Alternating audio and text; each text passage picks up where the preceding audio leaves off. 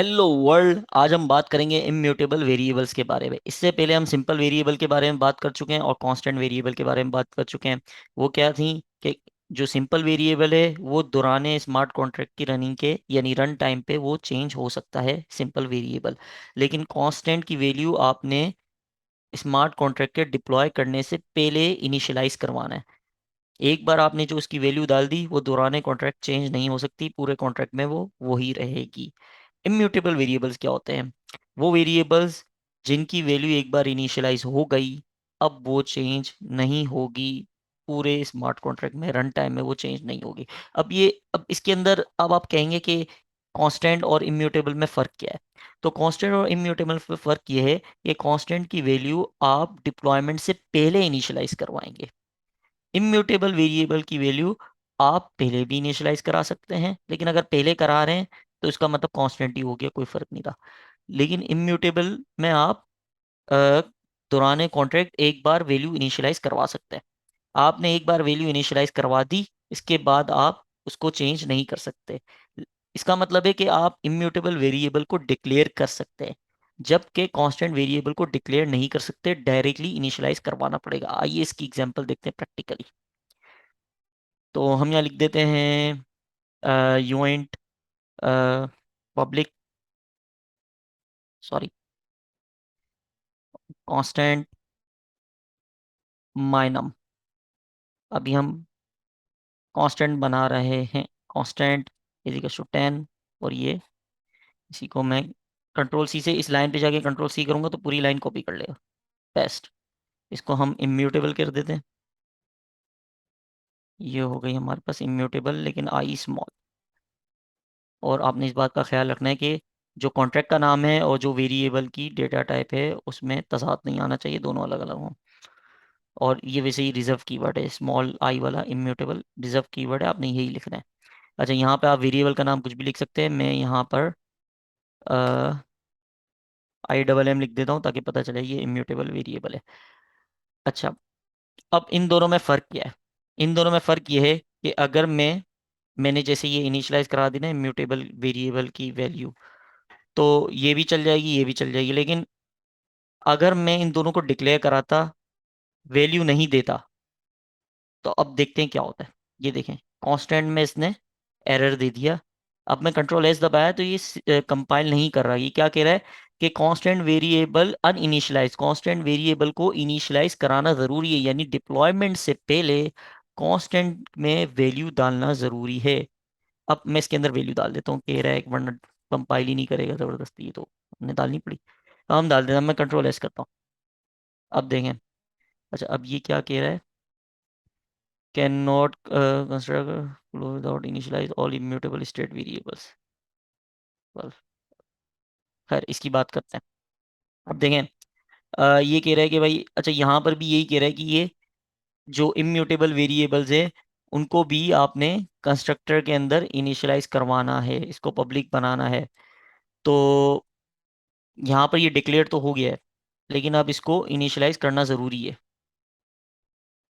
तो उसके लिए हम यहाँ पे कंस्ट्रक्टर बना लेते हैं। कंस्ट्रक्टर, कंस्ट्रक्टर क्या होता है? ऐसा फंक्शन जब डिप्लॉयमेंट के वक्त खुद ब खुद चल जाएगा।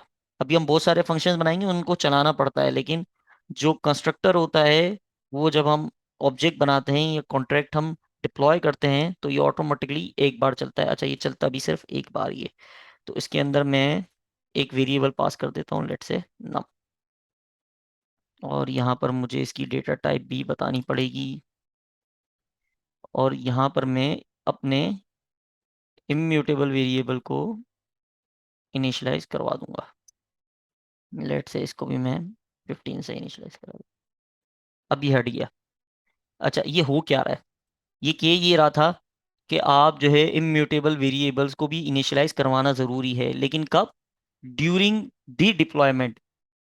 कांस्टेंट को डिप्लॉयमेंट से पहले इनिशियलाइज कराना ज़रूरी है, और इम्यूटेबल को जो है डिप्लॉयमेंट के दौरान, यानी जब डिप्लॉयमेंट कर रहे हैं उस वक्त इनिशियलाइज करवाना ज़रूरी है। इसके बाद पूरे कॉन्ट्रैक्ट के अंदर ये दोनों चेंज नहीं हो सकते और ये दोनों गैस बचाते हैं। तो इसकी ज़रूरत कब पड़ती? चलो कांस्टेंट की तो समझ में आ गया भाई, हमारे पास पाई की वैल्यू थी और इस तरह बहुत सारे हमारे पास कांस्टेंट है, हमने फिजिक्स में भी पढ़ा है। तो बहुत सारे कांस्टेंट है, उसकी तो समझ में आता है। लेकिन ये इम्यूटेबल का जरूरत कब पड़ती है कि भाई ड्यूरिंग डिप्लॉयमेंट ही हमें चेंज करानी पड़े वैल्यू, तो ये समझ नहीं आता। तो इसको एक एग्जांपल से मैं समझते हैं, प्रैक्टिकल एग्जांपल। और वो है, लेट से आपने कॉन्ट्रैक्ट बनाते वक्त ऑनर का एड्रेस डिफाइन करना है। अब आप कॉन्ट्रैक्ट बनाने से पहले तो आपने सिर्फ, अच्छा, जो ऑनर होगा वो कभी चेंज नहीं होगा। तो ऑनर बनाने से पहले आपको पता नहीं है, जिसके लिए आप बना के दे रहे हो आपको ये नहीं पता कि भाई उसका ऑनर का एड्रेस क्या होगा, तो यहाँ सिर्फ आप ऑनर लिख दोगे।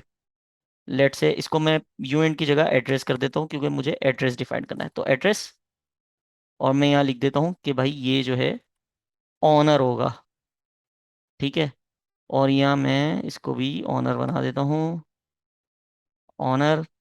और यहाँ पर जो एड्रेस आएगा वो भी ऑनर का आएगा। और यहाँ पर मैं इस ऑनर को इसके अंदर डाल दूंगा। तो ड्यूरिंग द डिप्लॉयमेंट, जब डिप्लॉयमेंट हो रही है, जब इम्यूटेबल वेरिएबल को हमें इनिशियलाइज करवाना लाजमी है। तो आपको ये प्रैक्टिकल एग्जांपल है जिससे आपको पता चल रहा है कि यार, अब ऑनर जैसे ही मालूम हुआ, मैंने डिप्लॉयमेंट के वक्त डायरेक्टली कंस्ट्रक्टर के अंदर ये फंक्शन पास कर दिया। इसको चला के देखते हैं ताकि आपको समझ में आ जाए। मैंने इसको डिप्लॉय कंपाइल कर लिया है और ये अच्छे से कंपाइल हो गया है।